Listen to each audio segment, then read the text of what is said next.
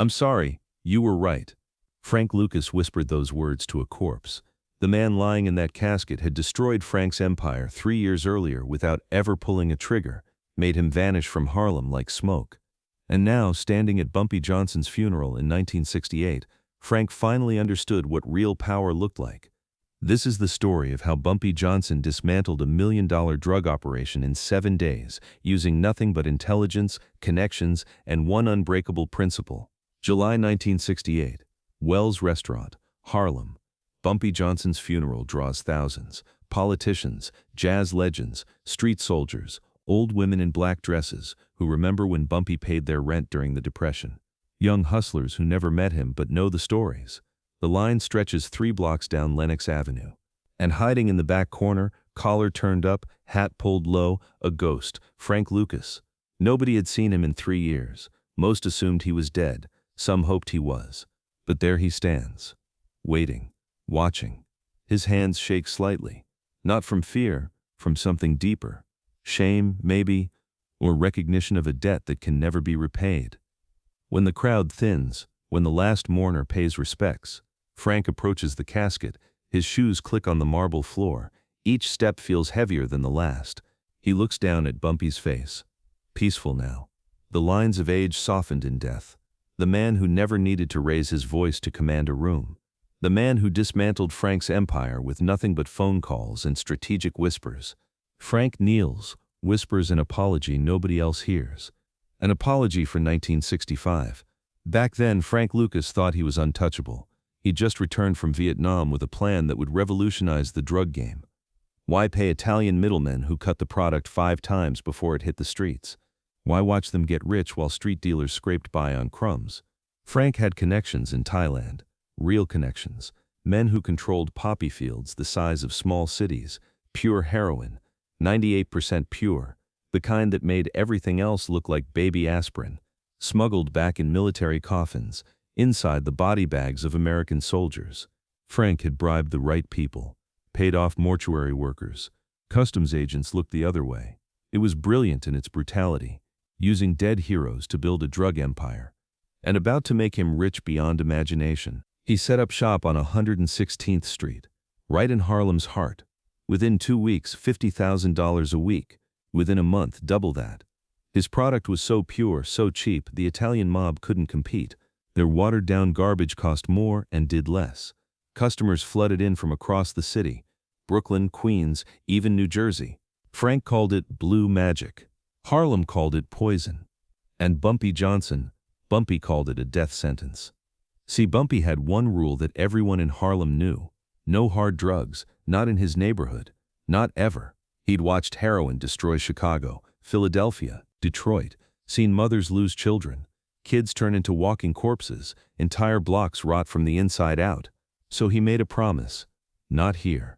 The Italian families respected it. They sold everywhere else in New York, but not in Bumpy's territory. Every dealer knew. Every hustler understood. You want to work in Harlem? Follow Bumpy's rules. Frank Lucas didn't care about rules. He cared about money. 12 days. That's how long it took for word to reach Bumpy Johnson. He didn't rage, didn't send soldiers. He did something far more terrifying. He invited Frank to lunch. Wells Restaurant, Tuesday afternoon. 2 men at a corner table. Bumpy orders breakfast at 2 p.m. Frank orders coffee, too nervous to eat. "I hear you've been busy," Bumpy says. Calm as Sunday morning. Frank tries confidence. "Just making a living, Mr. Johnson."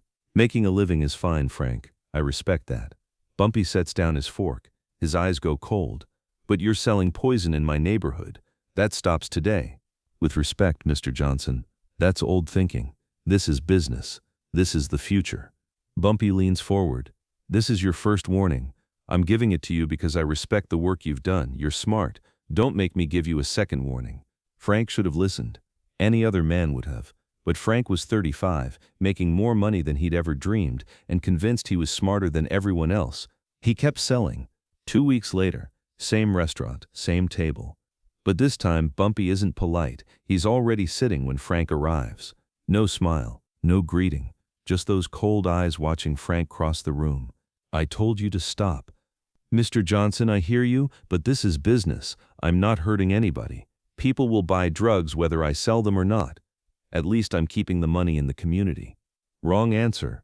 Bumpy's jaw tightens. He sets down his coffee cup with deliberate slowness. The silence stretches. Frank feels sweat forming at his collar. Keeping the money in the community? Bumpy repeats slowly, each word measured. Frank, let me tell you what heroin does. It doesn't just hurt the person using it. It destroys families. Mothers abandon their babies for a fix. Young men rob their own grandmothers. Entire blocks become graveyards where people are still breathing. He leans forward. I've seen it in Chicago, Detroit, Philadelphia. Streets that used to have kids playing stickball, now they're shooting galleries. And you think you're helping by bringing that poison here. That's their choice, Frank says, but his voice wavers. I'm not forcing anybody. You're feeding poison to people who don't know better. You're burning Harlem down for profit, my neighborhood. Your neighborhood? Frank's voice has an edge now, trying to sound confident. With all respect, Mr. Johnson, you don't own Harlem. Times are changing. The old rules, Bumpy interrupts quietly, are the only reason you're still breathing. Is that a threat? No, Frank, it's your last warning. Stop now, or you'll regret it. Frank walks out convinced Bumpy is finished. Too old, too soft, too stuck in the past. He goes back to 116th Street and doubles his operation. Bumpy Johnson doesn't believe in unnecessary violence. He believes in precision, in knowing exactly where to apply pressure to collapse a system. Frank's operation depends on 5 elements: suppliers, transportation, distributors, protection, trust. Bumpy decides to eliminate all 5. Monday morning, Frank's supplier in Thailand is Chen Lee. Chen has a son at Columbia University. The son gambles, owes money to several bookies. Bookies who work for Bumpy. One phone call, 24 hours, all debts forgiven. Completely erased. With a message delivered by a well-dressed man who speaks perfect Mandarin. Bumpy Johnson is a friend of your family. Chen Li understands immediately. This is a warning disguised as a favor. Bumpy is saying, I can reach your family anytime I want. I know where your son studies. I know his schedule. I know his weaknesses. I can help them or hurt them. Choose wisely. Chen Li stops taking Frank's calls. When Frank calls the next day, a woman answers. Wrong number. Click. Frank tries again. Same response. He calls Chen's business partner. Chen doesn't want to speak with you. Don't call again. Just like that, the pipeline goes dry. Tuesday, transportation. Frank smuggles heroin in military coffins. Requires cooperation from military officials, mortuary workers, customs agents, people being paid off. Bumpy doesn't pay them more, doesn't threaten them. He just makes sure they understand something simple. The FBI is watching Frank Lucas. Bumpy has a friend in the bureau. Agent Turner. Grew up in Harlem. Turner doesn't leak classified information. He just starts asking casual questions. You know anything about Frank Lucas? We've been hearing his name. That's all it takes. The officials, the workers, the agents, they all stop cooperating. The risk isn't worth it. By Wednesday, Frank can't get product into the country. Thursday, distribution network. Frank's dealers are young, hungry, loyal to money, not to Frank. They work for whoever pays. And right now, Frank pays well, but fear pays better. Bumpy's people have conversations with each dealer, not threats, just information. Quiet conversations in barbershops, on street corners, in pool halls. You know Frank's supplier disappeared, right? Word is the feds are asking questions.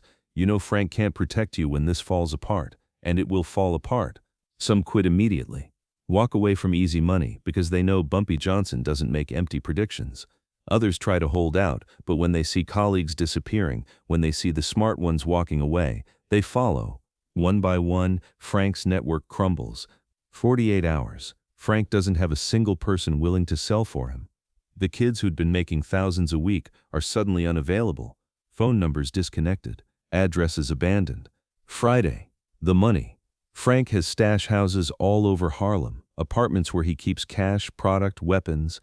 Only his most trusted associates know the locations. But Bumpy knows people, landlords, building superintendents, neighbors who pay attention. Bumpy's people don't rob the stash houses. They don't break in. They just make sure the right information reaches the right people.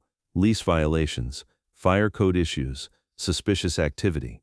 Within a week, police raid 3 locations. Not because they're targeting Frank specifically, because anonymous tips force them to act. Cash and drugs confiscated as evidence.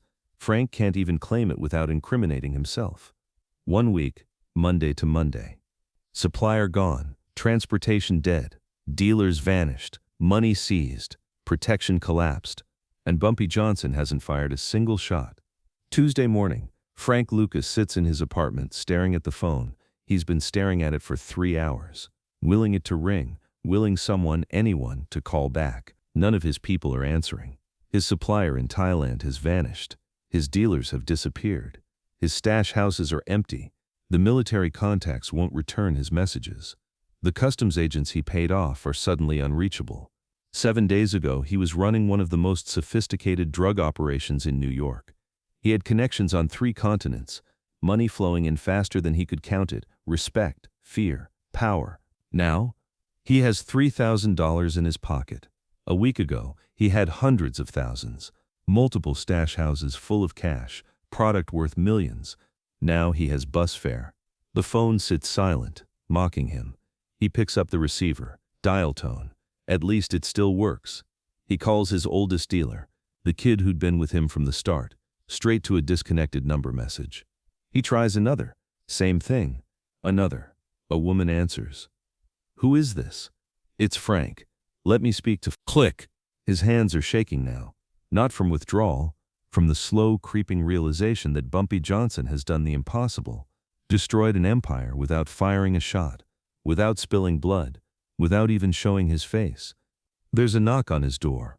Frank grabs his gun, approaches cautiously. Who is it? Delivery. A kid, maybe 16, stands there with an envelope.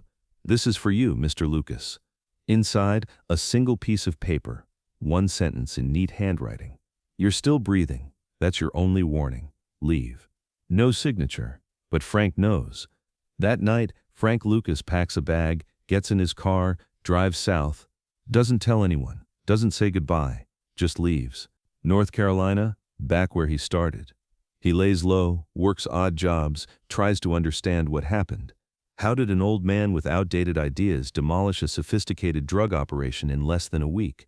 It takes Frank 3 years to figure it out. Bumpy didn't win because he was more violent.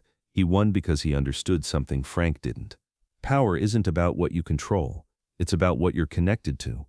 And Bumpy Johnson was connected to everything and everyone in Harlem. 3 years. Frank Lucas stays away from Harlem, hears news occasionally. Bumpy's still running things. The neighborhood stable, no heroin epidemic like other cities. Bumpy's rule holds. Then July 7th, 1968. The phone call. Bumpy Johnson is dead. Heart attack at Wells Restaurant. The same place where he'd given Frank his final warning. Frank drives up from North Carolina for the funeral. The whole way he rehearses what he'll say. Practices the words, but when he arrives, when he sees the crowds, he loses his nerve. He stays in the back. Watches hundreds pay respects to a man who ruled Harlem not through fear but through respect and intelligence. Old women cry openly. Young men stand with heads bowed. Even the police look somber. This was a man who mattered, who built something that lasted, who protected rather than destroyed. Frank thinks about his own legacy. Drug dealer, hustler, the man who brought poison to Harlem and got chased out by an old man with a telephone. When the crowd thins, Frank approaches the casket. His legs feel heavy. Each step is an effort. He looks at Bumpy's face. Peaceful now, the lines of age smoothed in death. Thinks about the warnings he ignored, the arrogance that cost him everything, the lesson he learned the hard way. He kneels. His knees crack. His voice cracks too when he whispers. I'm sorry, you were right. I was a fool. Nobody else hears it, but Frank needs to say it. After Bumpy's death, Frank Lucas returns to Harlem. Slowly at first, testing the waters, waiting to see if anyone remembers, if anyone cares. Some do. Old-timers nod when they see him, not with respect, with recognition. The man who tried to poison Harlem and paid the price. Frank rebuilds his empire, but differently this time, smarter. He remembers every lesson Bumpy taught him, every mistake he made. He becomes one of America's most powerful drug dealers, makes millions, builds the operation that would eventually be shown in movies, the legend of Frank Lucas. But he never forgets what Bumpy taught him. He never sells near schools, never targets kids. When young dealers come to him wanting to expand into residential neighborhoods, he says no. Always keep some code, some sense of rules, some echo of Bumpy's voice in his head. It's not enough. Not nearly enough. But it's something. When Frank is arrested in 1975, when he sits in prison thinking about his life, he tells his lawyer something interesting. The only man I ever truly feared was Bumpy Johnson. Not because of what he did, but because of how he did it. He could destroy you without you ever seeing it coming. That's the lesson Bumpy Johnson taught Frank Lucas in 1965. Power isn't about violence. It's about knowing the system so well you can take it apart piece by piece, quietly, efficiently, without anyone realizing what's happening until it's too late. Frank Lucas became famous. Books written about him, movies made, American Gangster told his story. But they never showed the real story. The one Frank whispered at a funeral. The story of how Bumpy Johnson made him disappear for 3 years with nothing but intelligence, connections, and one simple principle. No poison in Harlem. Look, if this story showed you a different side of power, the smart side, the strategic side, hit that like button. Subscribe for more untold Bumpy Johnson stories, because we've got plenty more coming. Drop a comment. Was Bumpy right to chase Frank out, or should he have let him operate? Hit that notification bell, because next week we're telling the story of how Bumpy walked into a 5 families meeting unarmed and walked out alive. Remember, the most dangerous man in the room isn't the loudest. It's the one who knows exactly which thread to pull to make everything unravel.